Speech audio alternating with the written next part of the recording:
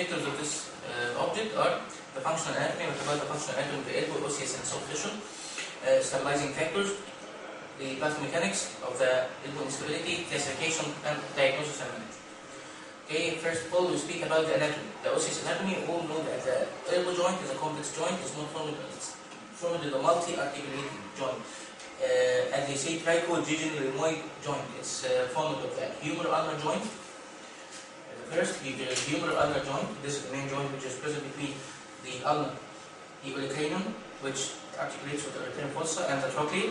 And by the way, the trochlea have a 6-degree in a valgus motion, so this is why it's give rise to the carrying angle. One of the factors giving the carrying angle, and also the radiocapitellar joint. It's between the head of the radius and the capitulum and the radio-ulnar joint. This is the anatomy, bony anatomy. According to the soft tissue anatomy, the soft tissue anatomy comprising the capsule and other ligamentous structure attached to it, and they are responsible for the stabilization of the elbow. Firstly, we have to know about the capsule, which surrounds the elbow, which surrounds the joint, anteriorly from above the coronoid and radial fossa of the humerus to the coronoid and annular ligament on the radius and ulna, and posteriorly from the olecranon fossa to the articular margin of the sigmoid notch. Okay, this is the capsule. From the capsule, there are condensations coming around. What are others? Which are ligaments around the elbow. The capsule will be stretched and thickened around medial and lateral to make ligaments around the elbow, which are lateral to lateral, medial to lateral ligament, and we have accessory structures also associated. The most important, of course, are ligaments and capsule. What about the ligaments? We have two main ligaments, lateral to lateral ligament and medial to lateral ligament. The lateral to lateral, which is formed of 4 cords. They have all a common origin, which is present at the anterior-inferior aspect of the lateral epicondyle. It is very important. The lateral ligament and the medial ligament both have common origin. But multiple insertion give multiple ligaments or multiple divisions. The first and the most important is the lateral ulnar collateral ligament. This is the main primary stabilizer of the varus. The varus force acting at the elbow, where it's attached to the olecranon, or to the proximal part of the ulna, distal to the annular ligament. This is the first component of the lateral collateral ligament. The other components are radial collateral ligament, okay, the annular ligament, and we have also accessory lateral collateral ligament. They all arise from the anterior part of the lateral condyle and its attachment to the head of the radius with the annular ligament. Annular ligament, of course, hitting or compressing the head of the radius against the olecranon or against the ulna and the sigmoid notch. Okay, so the most important of the lateral collateral ligament is the lateral ulnar collateral ligament, and with this lateral ulnar collateral. Okay. Secondly, the medial collateral ligament. Medial collateral ligament also have a common origin, which is the medial aspect of the anterior aspect of the medial epicondyle, formed of 3 parts. The most important is the anterior part, which is the primary strain of the valgus stress. It's formed. This is the anterior part. It's coming from the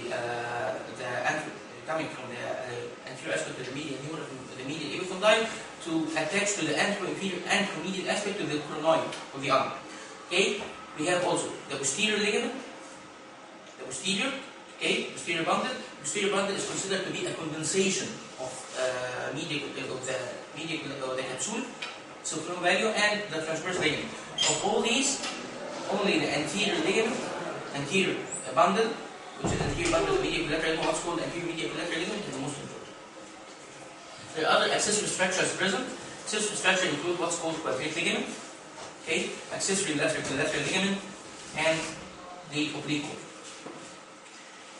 As a matter of fact, what are the stabilizing factors we speak about? We have static factor, doesn't change with motion, and dynamic factors. Static stabilizer, or the static factors are here we have primary stabilizing factors. The primary stabilizers are the ulnohumeral joint, the articulation between the olecranon and the trochlea, medial collateral ligament, of course anterior bundle of the medial collateral ligament, and lateral collateral, especially the lateral ulnar collateral ligament. About the secondary, we have radial head, common flexor and common extensor origin, and the capsule. Okay? These are the static stabilizers. They don't change with motion, present, and don't change with motion. What about the dynamic stabilizer? We have 3 muscles. These are the muscles which cross the joint and making a buttress to the elbow. They include the inconius muscle, okay, the triceps, and the brachialis. course, we have to see here the brachialis is responsible for elbow flexion, the triceps is responsible for elbow extension, and the anconeus, which is very important. Anconeus itself,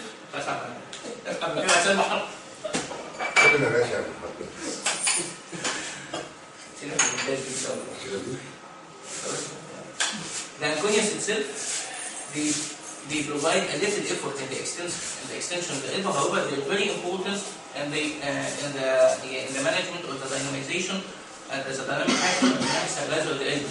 We have to understand and we have to remember that we're making the transolecraneal osteotomy. There is a big danger of the nerve to the anconeus to be injured during this maneuver. So it must be done cautiously. There is a story for Brown about what's called digital fortress. Fortress and Hassan. Okay, so this drawing is also drawn in the American Academy. It's what's called elbow fortress. This is the fortress. These are the forces have to go through these stabilizers before the elbow to be dislocated. This is the primary fortress at first, the ulnohumeral articulation, lateral ulnar and the anterior medial collateral ligament. Then the secondary radiohumeral articulation, common extensor and common flexor origin. These are the static, and they are all covered by dynamic stabilizer.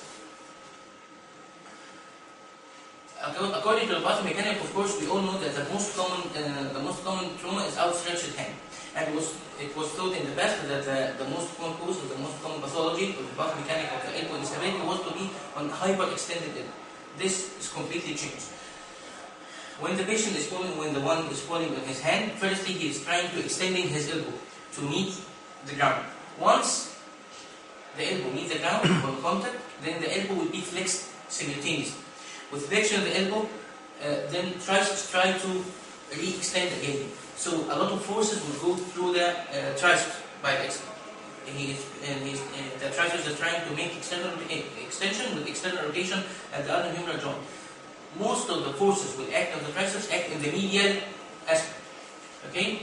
Just make external rotation of the ulnohumeral joint and the medial aspect of the triceps effect. This is followed by internal rotation then of the humerus. So the humerus will be internally rotated, the forearm externally rotated, the elbow is flexed, and then valgus movement will be applied. Why valgus movement is applied? Because the mechanical axis will pass through the medial aspect of the elbow by the medial aspect of the tricep. The combination of these structures, extension, flexion, external rotation, valgus, and axial compression by body weight will result in instability. And as we know that we have primary stabilizing factor and secondary stabilizing factor, at least two of the primary stabilizing factor must be torn before elbow instability occurs. Okay? What about the classification? You have 5 criteria to classify about. The articulation involved, whether it's ulnohumeral or radioarticular or ulnoradial, the direction of displacement, anterior posterior, the degree of displacement, the timing of displacement, acute or chronic, what's called recurrent, and simple or complex. Most important, the degree of displacement. How elbow instability occurs? It's what occurs through what's called polycyclic disruption. The forces which will be applied on the elbow will pass in the cycle, beginning of the lateral collateral ligament and passing through the medial collateral ligament. Okay? Beginning with the first step of the cycle, passes into 3 stages. The first step, what's called posterolateral rotatory subluxation, in which the forces will result in tear of the lateral ulnar-collateral ligament only. So this results in subluxation posterolaterally. Okay? This can be reduced easily. Then this is followed by this what's called in this condition, this is the drawing of the posterolateral rotatory instability, in which both radius and ulna, the radius will supinate over the ulna and with maximum axial force result in posterolateral instability. The second one, the continuation of the force result in disruption of the capsule anterior and posterior. Okay? Giving what's called incomplete dislocation. In the incomplete dislocation, giving rise to perched dislocation. What's mean by perched? Perched هو ده زي الطير اللي بيقف على سلك الكهرباء وعلى رجل واحد معلق. perched دي هنشوفها في كلمة ثانية في المنهج عندكم اللي هي passive dislocation. unilateral passive dislocation. بيبقى معلقة على حاجة. فده incomplete dislocation to be perched on the coronary. The third one, we are now beginning to complete disruption of the medial collateral ligament. It passes into stages. The first stage, the whole medial collateral ligament is lost except the anterior part, so I still have valgus stability. Secondly, the whole collateral ligament are lost, so I don't have lateral collateral, medial collateral ligament, and also the capsule. There will be a third stage in which The distal humerus will be completely naked of soft tissue. The flexoperinatal organ is also affected, completely disrupted, what's called complete dislocation. These are 3 stages of the Holy Cycle. The Holy Cycle is it's the same, it's the counterpart of what's called Mayfield cycle of the carpal instability. It passes also through the bones and soft tissue. According to diagnosis, we speak about diagnosis of acute dislocation, posterolateral, diagnosis of complex instability, and medial of valgus instability.